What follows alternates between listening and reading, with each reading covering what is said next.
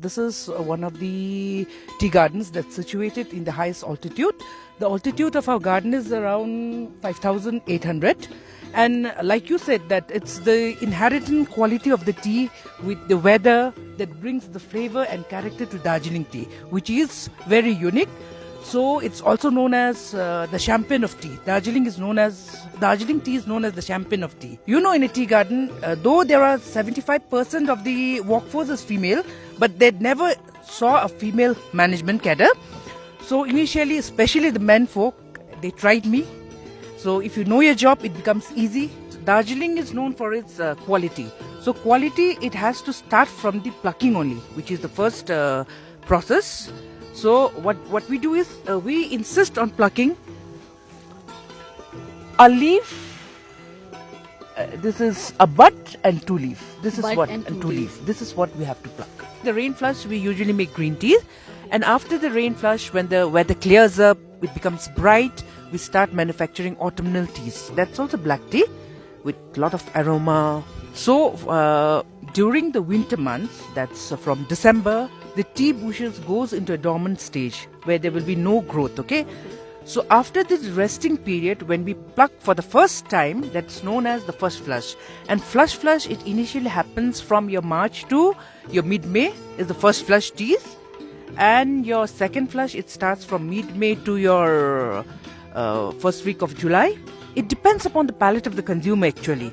Some of them like first flush, some of them like second flush, and some of them like autumnal teas. Actually, different quality means all the tea gardens will be producing first flush, second flush, your rain flush, and autumnal flush. And the grading is like your number one grade is FTG FOP1. Okay, and some of the gardens they make specialty teas, like we make spring blossoms, summer blossoms. It's a specialty teas. White teas, oolong teas. So every garden will be making their own specialty teas.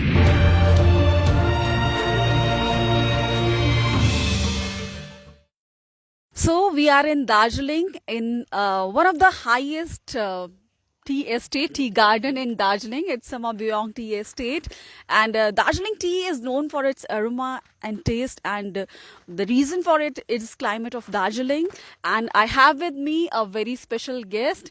First women tea estate manager in Darjeeling and bringing the Darjeeling tea to us. Very warm welcome. Her name is Bhavna Rai. Hello, I'm Bhavna Rai. I'm the manager of this tea garden, Samabyong Tea Estate. Actually, I started with Tea Promoters India 19 years back. I was inducted as a trainee assistant. Then I was promoted to assistant manager. Now I'm a full-fledged manager. So, if we talk about Darjeeling tea, Yeah. you know, it's the climate that brings that aroma and the taste to Darjeeling tea. So, tell us about this tea estate. Is one of the highest tea Yeah. estate in Darjeeling. Yes, you are right. This is one of the tea gardens that's situated in the highest altitude. The altitude of our garden is around 5,800. And like you said, that it's the inherent quality of the tea with the weather that brings the flavor and character to Darjeeling tea, which is very unique. So it's also known as the champion of tea. Darjeeling tea is known as the champion of tea because it can't be grown anywhere else in the world.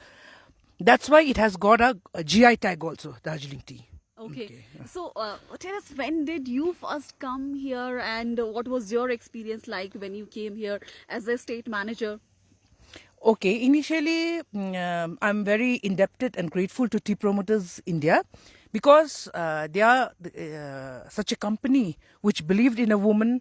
Because if you go to other tea gardens, you'll see that they're all Male-dominated. male dominated. Yeah, yeah. Tea. Yeah, male And we were dominated. also surprised to see that there's a women estate manager, and you are the first women tea garden estate manager. So, was it very challenging for you? Yeah, it was very challenging. It was initially it was very challenging because there are lots of problem in a tea garden. It's not that everything is set, okay? Because during my working, we found many problems. I had faced many problems because you know, in a tea garden, though there are 75% of the workforce is female, but they never saw a female management cadre. So initially, especially the men folk, they tried me. So if you know your job, it becomes easy.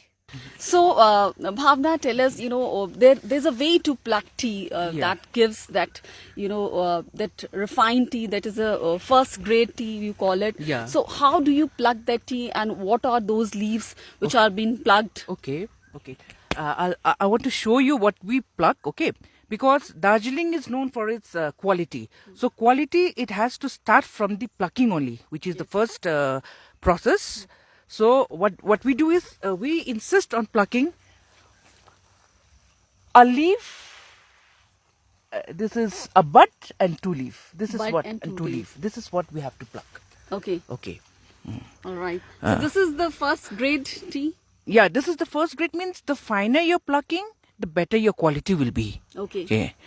So, it all depends on the way you pluck. Pluck, yeah, plucking. One bud and two leaves. Yeah, one leaf, normal plucking standard. Okay.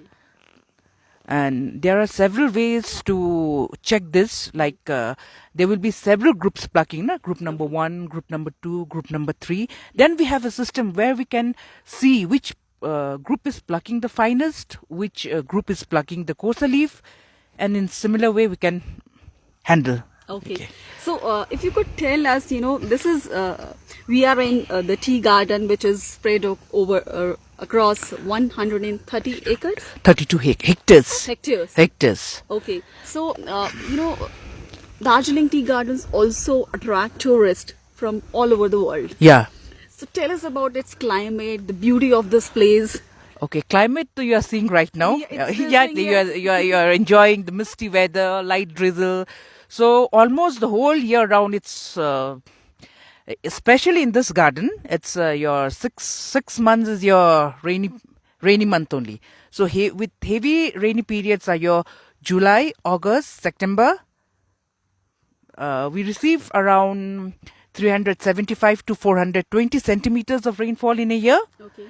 And that is what gives that taste to Darjeeling tea also? Yes, definitely. And your misty weather, your temperature, there are many things, okay, that goes into making good tea. And yours is one of the highest tea gardens in Darjeeling. Yes. So what is, the speciality of the tea leaves here? The higher the altitude, the better the quality is? Yes, definitely. The higher the altitude, better the quality, but your quantity will be very less. Okay. You have to compromise on quality. All right. Yeah. So, so if you could, enlighten us, like there are flushes. Yeah. What is the first flush for the common people like us? We Okay. don't know which one is the first flush. What is the second flush? Okay. So if you could tell us how the grading is done. Okay. So during the winter months, that's from December, the tea bushes goes into a dormant stage where there will be no growth. Okay. So after this resting period, when we pluck for the first time, that's known as the first flush. And flush, it initially happens from your March to your mid-May is the first flush teas. And your second flush, it starts from mid-May to your first week of July. So the first flush is the highest grade tea, and that's a black tea? That's black tea. No, it's not like that. It depends upon the palate of the consumer actually. Okay. Some of them like first flush, some of them like second flush, and some of them like autumnal teas. Okay. So it all depends upon the consumers, okay? So similar, yeah. So you were telling me after second flush there would be Rain flush. Rain flush. During the rain flush, we usually make green teas. And after the rain flush, when the weather clears up, it becomes bright, we start manufacturing autumnal teas. That's also black tea with a lot of aroma. Okay. So there are almost 87 tea gardens Yes. in Darjeeling. Yes. So there's a tea association also. Yes. So all tea gardens will have a different quality of tea. How Yes. the grading is done. It's actually different quality, means all the tea gardens will be producing first flush, second flush, your rain flush and autumnal flush. And the grading is like your number 1 grade is FTG, FOP1. Okay. Okay. And some of the gardens, they make specialty teas. Like we make spring blossoms, summer blossoms. It's specialty teas, white teas, oolong teas. Okay. So every garden will be making their own specialty teas. There's a woman who is the first estate manager. What inspired you to become a tea estate manager? It's a male-dominated field. Yes, you are right. It's male-dominated field. Actually, I must thank my company, Tea Promoters India, Private Limited. They were the first one, okay, who believed in a woman that she can be in a management cadre. So I'm very grateful. They took me, they believed me, okay, and now I'm happy because, as you said, that I'm the first female manager. And you see that in the tea garden, the workforce comprises of about 75% of the female workers. But the irony is that there's no female manager cadre. Okay. So my company was the first one to induct me. Okay. And similarly in other supervisory posts in the fields, my company was the first to promote a tea worker to a supervisor, female supervisors. Now we have good number of female supervisors. Okay. My company is, I'm associated with such a company who has got a very progressive thinking. And they are also the pioneers in organic farming in tea. Okay, they are the pioneers in organic farming. In tea. In tea. So we are at Samabyong Tea Estate. And what is the area of this tea garden? It's one of the highest tea gardens in Darjeeling. And how many workers are working under you? And what is the strength of administrative staff? Okay, the area of my tea garden is 132 and 45 hectares. And the total worker population is 261 workers. So in administrative staff is 4-5 administrative staff. That's all. And we have got 3 management staffs in Samabyong. Okay. Okay. So since you are the first tea estate manager, that might be, a bit of surprise for the workers who are working under you. There might be some challenges which you have confronted or faced when you started working. Yes. Initially when I started, there were many challenges, okay. Like when I had first come over here, they were not used to seeing a female manager. So especially the men workers, you'll find everywhere there are some type of people who want to create nuisance, who are black sheep. Not everyone. I'm not talking about everyone. There are few.